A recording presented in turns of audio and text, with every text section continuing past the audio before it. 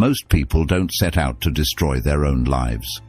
But the road to ruin is paved with tiny, almost imperceptible steps. Anonymous.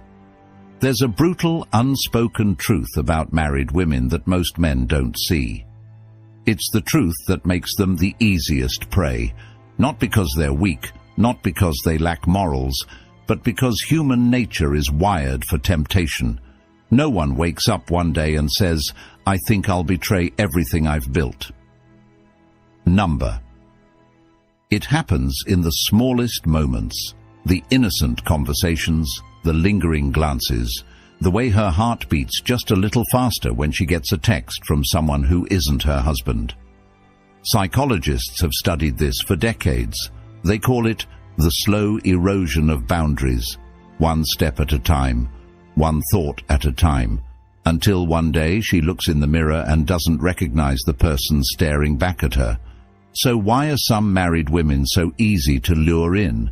And more importantly, how do they justify it to themselves?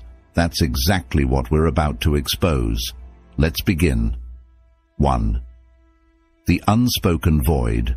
Why some married women seek external attention. The great marriages are partnerships. It can't be a great marriage without being a partnership. Helen Mirren.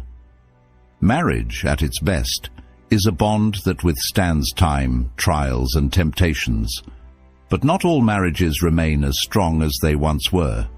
Some women, despite having taken vows, find themselves drawn to attention outside their marriage, and most of the time, it's not about physical attraction alone, it's psychological. And the biggest mistake people make is assuming that these women are looking for an escape. In reality, many of them are simply searching for something they lost along the way. Human beings are wired for connection. Women, in particular, have a deep-rooted need for emotional intimacy, not just physical presence. In the beginning stages of marriage, this intimacy is strong. The late-night conversations, the stolen glances, the feeling of being seen, it's intoxicating. But over time, routine takes over. Suddenly, life becomes predictable. The deep conversations turn into logistical discussions about grocery lists and household chores.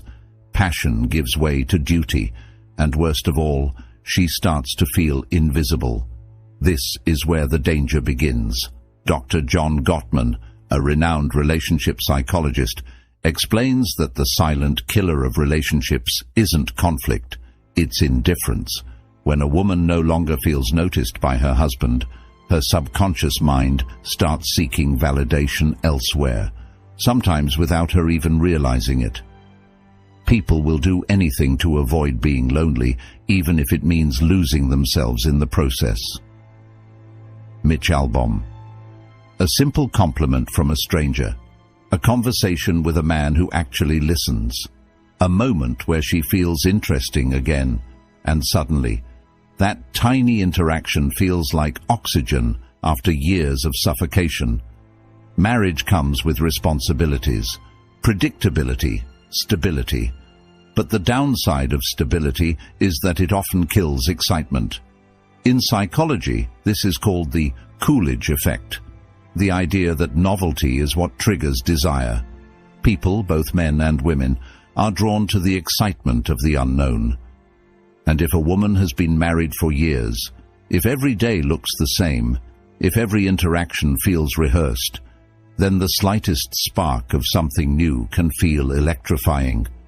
Not because she doesn't love her husband, not because she's a bad person, but because she misses the thrill of feeling wanted.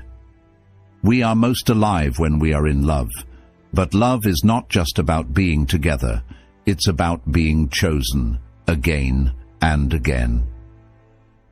F. Scott Fitzgerald. When a woman feels pursued, when she feels like she has power over a man's desire, it reminds her of a version of herself she thought was long gone. The younger version, the confident version, the one who felt effortlessly attractive. And so, even if she never intends to cross any lines, she might start walking closer to them, because in those fleeting moments, she feels alive again. Another overlooked reason why some married women become susceptible to external validation is social identity loss. Many women, after marriage, start to feel like they are no longer an individual. They are someone's wife, someone's mother, someone's caretaker. Their identity shifts from who I am to who I am to others.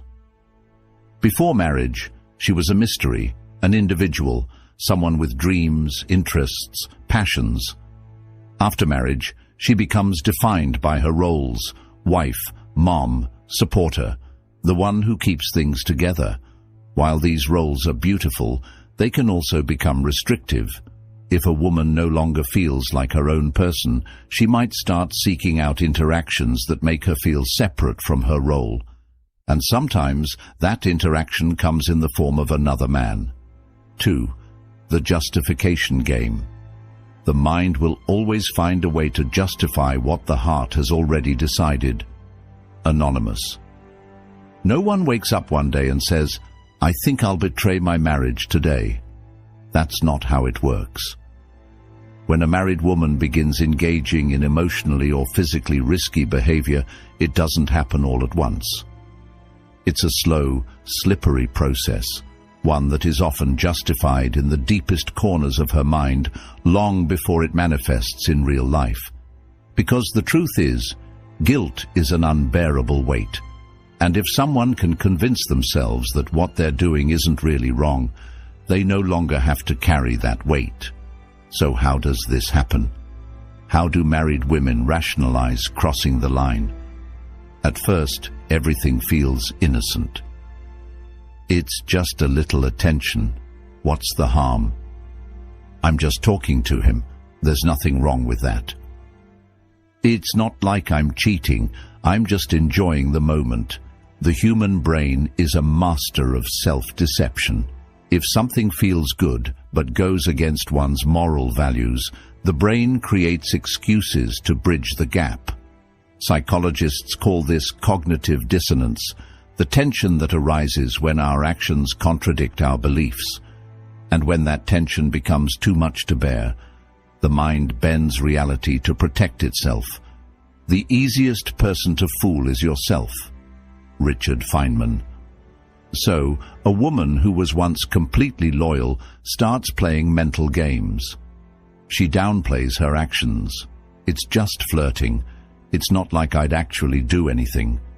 She shifts the blame. If my husband paid more attention to me, I wouldn't need this. She compartmentalizes. This has nothing to do with my marriage. This is just something separate for me. But here's the kicker. The more she justifies, the further she'll go.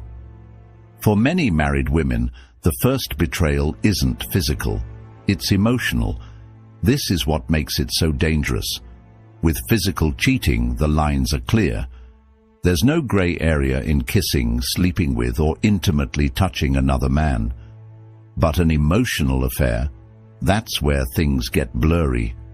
Late-night texts, conversations that go deeper than they should, sharing personal struggles with another man instead of her husband. At first, she tells herself, it's just emotional. There's no harm in talking. But emotional intimacy is powerful. When a woman shares her mind, her thoughts, and her emotions with a man, she's already started detaching from her husband. Cheating isn't always a physical act. The moment you start keeping secrets from your partner, you've already crossed the line. Unknown. And this is where the real danger lies, because when emotions are deeply involved, physical boundaries start to break down. The "I deserve this" justification. The last and most dangerous rationalization is the "I deserve this" mindset. At this stage, a woman no longer sees her actions as questionable. In her mind, they are justified. I've sacrificed so much for this marriage. I deserve to feel good again. He's ignored me for years. If he doesn't care, why should I? I've been faithful for so long, and it's gotten me nowhere. What's the point? This is the point of no return. At this stage, the emotional connection she's formed with another man feels more real than the marriage itself. Her mind has fully convinced her that stepping over the line isn't betrayal, it's justice.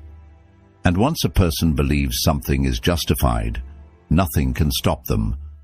The reason married women sometimes become the easiest prey isn't because they are weak-willed or immoral. It's because the human brain is wired to rationalize what feels good. It starts with small excuses, tiny justifications. But if left unchecked, those justifications turn into actions. And once the line is crossed, there's no going back. 3. The breaking point. The chains of habit are too weak to be felt until they are too strong to be broken. Samuel Johnson. Every story has a point of no return. A moment where there's no more just talking, no more innocent flirting, no more rationalizing. The game is no longer a game, it becomes real. And the scary part, most women don't even realize when it happens, until it's too late. In psychology, there's a concept called threshold theory. It explains why people who swore they'd never do something eventually end up doing it. Because the hardest part isn't doing it, it's doing it the first time. The first time she sends a message she knows she shouldn't send. The first time she meets up with him just as friends. The first time she feels his hand linger a little too long and she doesn't pull away. That's the moment where everything shifts. Because after that first time, the second time is easier. What we do repeatedly, we become.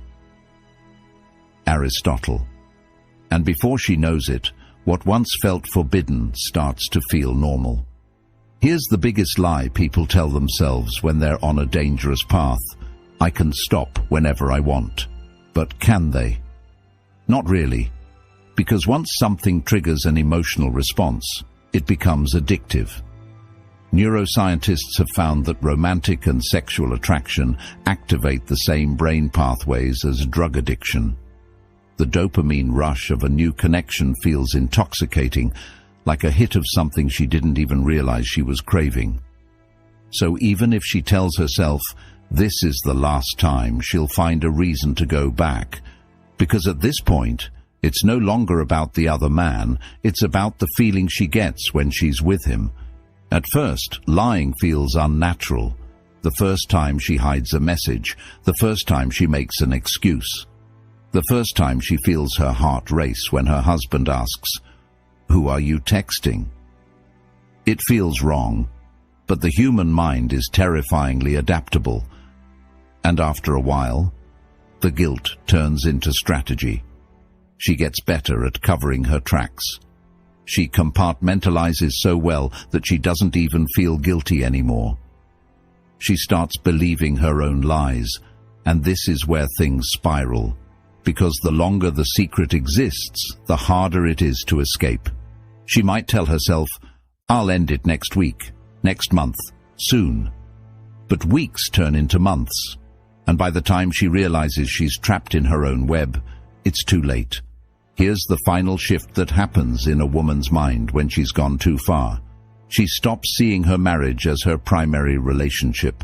Her husband becomes the other man.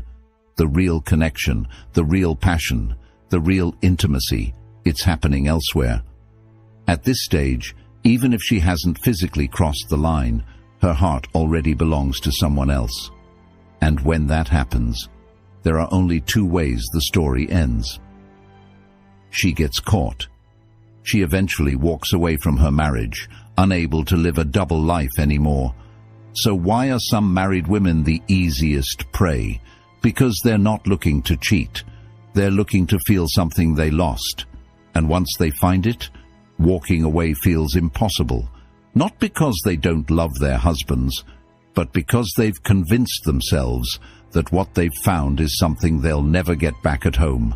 And once that belief settles in, nothing will ever be the same again. So if you understand this truth, you hold power. The power to see what others miss, the power to read between the lines, the power to recognize the silent signals before they turn into something irreversible. And with that knowledge, you'll never be blind to the game again. This is Stoic Guide. Until next time, take care and see you in the next video.